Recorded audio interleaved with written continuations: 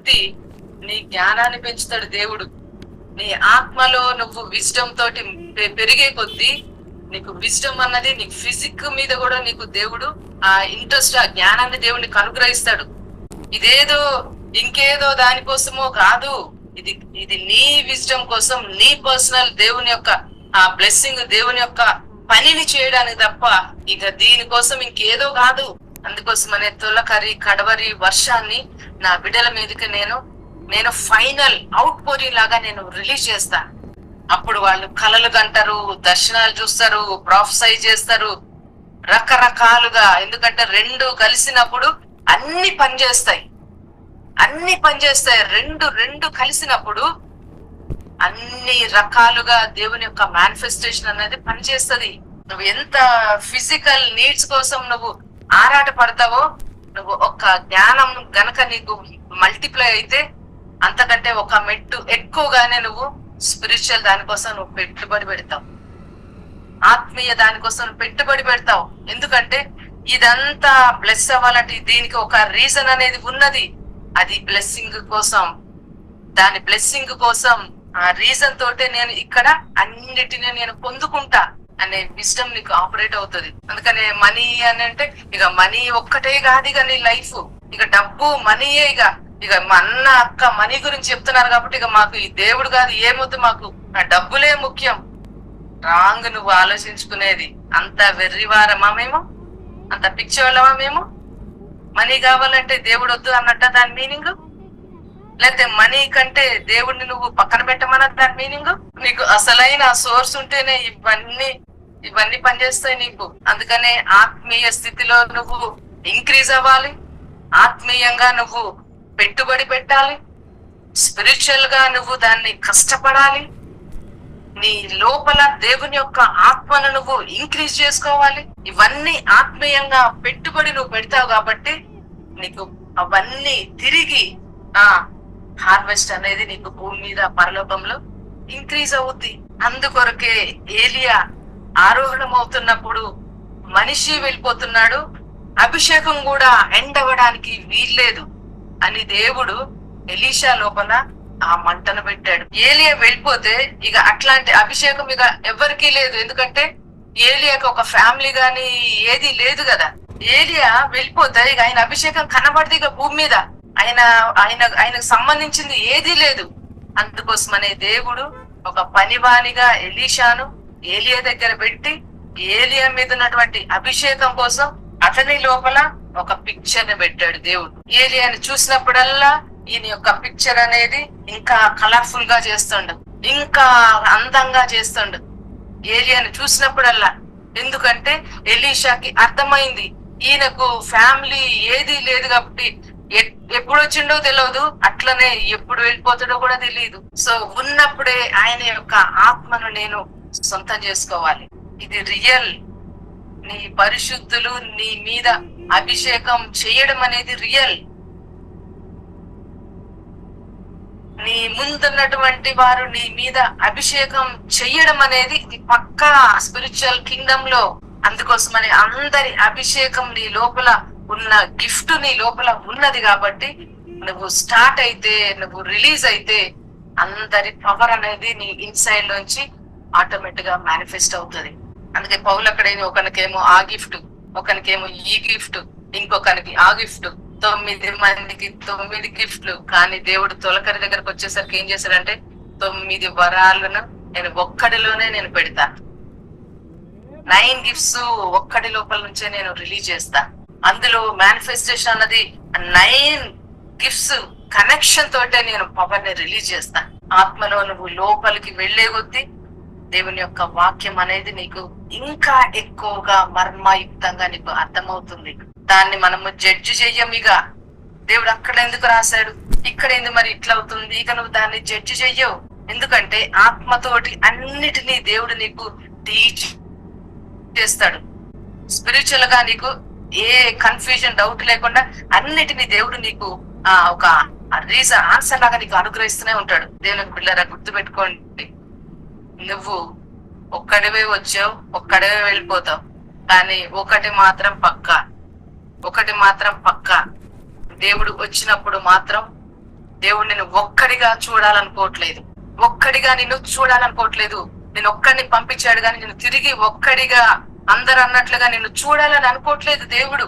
నీలాంటి వాళ్ళని అనేక మందిని ఆ నరకం నుంచి, ఆ అగ్ని నుంచి, ఆ దయ్యం నుంచి, ఆ శాటన్ యొక్క ఆ చైన్స్ నుంచి నువ్వే దేవుని యొక్క బలమైన వెపన్ లాగా, వారికి ఒక ఆన్సర్ లాగా, వారికి ఒక హీలర్ లాగా, వారికి ఒక డెలివరర్ లాగా నువ్వు ఉండి వారిని దేవుని యొక్క కింగ్డమ్ లోనికి నువ్వు లాగడానికే దేవుడు నిన్ను ఒక్కడిగా పంపించాడు. దేవుడు వస్తున్నాడంటే మన వెనకున్న సైన్యాన్ని చూడు ఒకసారి. నా వెనక ఎంత మందిని నా అకౌంట్ లో వేసుకున్నా, నేను ఎంత మందిని నా బ్యాంక్ లో నేను పెట్టుకున్నా, ఎంత మందిని నాతో పాటు నేను తీసుకుని వెళ్తున్నా. నీకు తెలిసిన దాన్ని ఇంకొకరికి నువ్వు చెప్పడానికి ట్రై చేయి. సత్యం అనేది దాగి ఉండదు.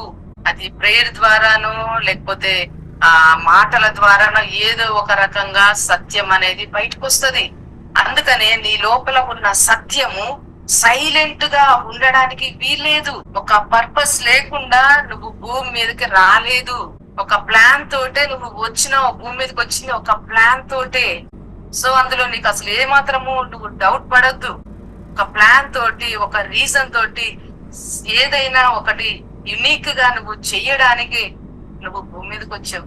ఎందుకంటే నీ ముందున్న పితరులు ఒక ప్లాన్ తోటే వాళ్ళు వచ్చినారు కాబట్టి, ఒక ప్లాన్ తోటే వాళ్ళు దేవుని వెనక పడ్డారు కాబట్టి, ఒక ప్లాన్ తోటే వాళ్ళు భూమిని షేక్ చేశారు కాబట్టి, ఒక ప్లాన్ తోటే వాళ్ళు దేవుని దగ్గరికి వెళ్ళారు. ఫస్ట్ నిన్ను నువ్వు లవ్ చేసుకోవాలి. ఎందుకంటే నువ్వు దేవుని చేత ప్రేమించబడ్డావు కాబట్టి, దేవుని చేత నువ్వు పిక్ చేయబడ్డావు కాబట్టి, దేవుని చేత చేయబడ్డావు కాబట్టి ఫస్ట్ నిన్ను నువ్వు లవ్ చేసుకోవాలి. థ్యాంక్ యూ జీసస్, నన్ను భూమి మీదకి తీసుకొచ్చినందుకు. థ్యాంక్ యూ జీసస్, నీ ఆత్మతోటి నన్ను అభిషేకించినందుకు. థ్యాంక్ యూ జీసస్, నువ్వు నన్ను ప్రేమించినందుకు. థ్యాంక్ యూ జీసస్, నా కోసమే నువ్వు క్రాస్ లో క్రూసిఫై అయినందుకు. థ్యాంక్ యూ జీసస్, నువ్వు తిరిగి లేచినందుకు. థ్యాంక్ యూ జీసస్, నన్ను భూమి మీద ఒక స్పెషల్ యునిక్ వెసల్ లాగా నువ్వు పెట్టి నీ ఆత్మతోటి నన్ను రెగ్యులర్ గా ఎవ్రీడే నువ్వు నడిపిస్తున్నందుకు. థ్యాంక్ యూ జీసస్, నేను నీ దగ్గరికి వచ్చినప్పుడు అనేక మంది సైన్యాన్ని నీ దగ్గరకు తీసుకొని వస్తున్నానటువంటి ధైర్యాన్ని, ఫెయిత్ ని, అభిషేకాన్ని నాకు ఇచ్చినందుకు. రీజన్ లేకుండా నువ్వు రాలేదు. ఇది నేను 100% చెప్తా. రీజన్ లేకుండా నువ్వు భూమిని రాలేదు. ఒక కారణంతోటే నువ్వు భూమి మీద ఇప్పటి వరకు ఉన్నావు. అంటే నీ వాల్యూ ఏంటో నీకు అర్థం చేసుకోను, నీ అవసరత ఏందో నువ్వు అర్థం చేసుకో, తెలుసుకో. సంథింగ్ ఏదో దేవుని యొక్క పనిని భూమి మీద ఇంతకు ముందు ఎవరు చేయనంతగా చేయడానికి నీ డ్రీమ్స్ నువ్వు ఇంక్రీజ్ చేసుకో, నీ ప్లాన్స్ ని ప్లాన్ చేసుకో. అద్భుతాలు నీ జీవితంలో ఒక ఆర్డర్ ప్రకారం డిసిప్లిన్ గా నువ్వు ఆర్డర్ చేసుకో, రిలీజ్ అవుతాయి. ఎందుకంటే చూడండి, మనిషికి దేనికైనా లైఫ్ మీద ఇంట్రెస్ట్ రావాలి. లైఫ్ మీద ఇంట్రెస్ట్ లేకపోతే ఇక వాని లైఫ్ అనేది ఇక అయిపోయినట్లే. అది ఏదైనా దేవుళ్ళు ఉన్నా లేకపోయినా వానికి ఒక గోల్ ఉంటది, ఒక ఇంట్రెస్ట్ ఉంటది. నేను ఇది చేస్తా, నేను ఇది సాధిస్తా, దీని తర్వాత నేను అది చేస్తా, ఇది నా డ్రీమ్. ప్రతిసారి ఓడిపోయినా నువ్వు గెలిచినా ఇక్కడున్న పిక్చర్ ని మాత్రం నువ్వు డిస్టర్బ్ చేయొద్దు. అసలు దానికి ఇంకా కొత్త కలర్స్ తోటి నీ మైండ్ తోటి వాటిని యాడ్ చేయి. నీ మనస్సుతోటి వాటికి ఇంకా పెయింటింగ్ చేయడం ప్రారంభించు. కొత్త వాటిని యాడ్ చేయి. ఎందుకంటే నీ లైఫ్ అట్లా ఇంట్రెస్టింగ్ గా ఉంటది కాబట్టే నీ డ్రీమ్స్ అనేవి ఇంకా ఇంక్రీజ్ అవుతూ ఉంటాయి. దేవుని కోసం ఏదో చెయ్యాలి అని పెట్టుకో. నువ్వు ఫిజికల్ గా నువ్వు అన్ని పెట్టుకుంటావు, కానీ దేవుని కోసం నేను ఫలానా విత్తనం విత్తాలి, లేకపోతే ఒకరి సువార్త చెప్పాలి, లేకపోతే ఇంకేదో నేను అభిషేకం పొందాలి, లేకపోతే నాకున్న అభిషేకాన్ని నేను ఇతరులకు నేను షేర్ చేయాలి. ఏదేని దేవునిది నీ లోపల నువ్వు పెట్టుకో. దేవునిది లేని డ్రీమ్ అనేది, నీ ఫిజికల్ డ్రీమ్ అనేది జీరో, నథింగ్. దేవుని కోసం నువ్వు చేసే డ్రీమ్ అనేది నిన్ను అన్ని విషయాలు నిన్ను సాటిస్ఫై చేస్తుంది. ఇన్ కేస్ నీకు అసలు ఫిజికల్ గా ఏమీ లేకపోయినా ఒక దేవుని మీద నీ డ్రీమ్స్ ఉన్నా నీవు పెట్టుకోవాల్సిన అవసరం లేకుండానే అన్ని నీకు రిలీజ్ అవుతాయి. నీకు తగ్గ డ్రీమ్స్ కూడా నీకు అట్లనే ఇస్తాడు దేవుడు. అని కంపల్సరీ నువ్వు దేవుని కోసం మాత్రం ఏదైనా ఒకదాన్ని నువ్వు పెట్టుకో నీ లైఫ్ లో. ఇదే నిన్ను దేవుని దగ్గర తీసుకెళ్లి నేను హానర్ చేస్తాను. లేకపోతే అందరి ముందు 10 లక్షల కోట్ల ముందు నిలబెట్టి దేవుడు నువ్వు నా కోసం ఏం చేసావంటే అంతకంటే షేమ్ అనేది చచ్చిపోవడం మంచిదిగా. ఏం చేయలేదు ప్రభువా అనే మాట కంటే దేవుడు చంపేయడం బెస్ట్ గా. ఎక్కడి నుంచైనా తప్పించుకుంటా కానీ దేవుని త్రోను ఆ జడ్జిమెంట్ కి మాత్రం మనం తప్పించుకోము. గుడ్ ఆర్ బ్యాడ్, నువ్వు మంచి చేస్తే అది అది దేవుడికి మంచి ప్రతిఫలాన్ని ఇస్తాడు. కానీ ఆయన దగ్గర నుంచి మాత్రం మనం తప్పించుకోము. కంపల్సరీ పోయి ఆయన దగ్గర నిలబడతాం. చెప్పు రోజా, నువ్వు నా కోసం భూమి మీద ఏం చేసావు అని నన్ను అడుగుతాడు దేవుడు. అప్పుడు నేను ఏం చేశానో నేను చేస్తే చెప్పగలుగుతా, ప్రభువా నీ కోసం నేను అది చేసిన. చేయకపోతే తలదించుకుంటా. షేమిగా ఆయన ఆత్మచేత నన్ను నింపి వేస్తూ, నన్ను చూస్ చేసుకుని వేస్తూ, ఈ లైఫ్ ఇచ్చింది వేస్తూ. ఎందుకు? భూమి మీద సంతోషంగా ఉండడానిక? భూమి మీద అన్ని ఉన్నాయి, ఏది నాకు కొదవలేదు. అన్ని తింటున్నా, తాగుతున్నా, తిరుగుతున్నా, ఎంజాయ్ చేస్తున్నా. అసలు ఏ కొదవలే. హస్బెండ్ మంచోడు, పిల్లల్ని ఇచ్చిండు, మినిస్ట్రీ ఇచ్చిండు, అన్ని ఇచ్చిండు. ఇక నాకు ఏం అవసరం లేదు, దేవుడు కూడా నాకు అవసరం లేదని చెప్తాడు నన్ను. కానీ అది కాదు. ఈ బ్రీత్ అనేది ఈ లోపల నుంచి బయటకు పోయేదాకా ఈ బ్రీత్ ఉంది కదా, ఈ బ్రీత్ అది ఎవరు పెట్టారో వాళ్ళని తృప్తి పరచకపోతే మన నా లైఫ్ వేస్ట్ గా. ఇది నాకు ఎవరు ఇచ్చారో ఆయన సంతోషాన్ని నేను సాటిస్ఫై చేయకపోతే ఇక నేను ఇంత జీవించి, ఇంత లాక్స్ తిని, ఇంత క్రోర్స్ లో బ్రతికి, మంచి మంచి ఇళ్లలో ఉండి ఎందుకు ఇదంతా? ఎందుకు ఇదంతా? మట్టి తిరిగి మట్టి అయిపోతుంది, మట్టి తిరిగి మట్టి అయిపోతుంది. కాదు దేవుని దగ్గర పోదిగా. ఆ దేవుని దగ్గర పోయేది ఒకటే, దేవుని చేత ఆత్మ చేత అభిషేకించబడి నువ్వు లోపల నుంచి బర్నైన నీ ఆత్మ ఒక్కటే దేవుని దగ్గరికి వెళ్తది. అందుకనే పిచ్చివారం కాదు పౌలు. అందుకని అంటాడు, మేమేమి పిచ్చోళ్ళం కాదు, వెర్రి వారం లాగా అందరు కనపడ్డాం కానీ మేము వెర్రి వాళ్ళం కాదు. బలహీనంగా మేము కనబడ్డాం. వాళ్ళు మమ్మల్ని ఉమ్ములు ఉంచినారు కానీ మేమేమి వాళ్ళు అనుకున్న పిచ్చోళ్ళం కాదు. మేము మా గమ్యం ఏంటో మాకు తెలుసు. మేము దేని నిమిత్తము మేము అన్నిటినీ పెంటగా ఎంచుకున్నామో అది మాకు తెలుసు. ఒక దినాన అది మాకు గ్లోరీని ఇస్తది. ఒక దినాన అది మేము దేవుని యొక్క హై థ్రోన్ మీద నిలబడేట్లు చేస్తది.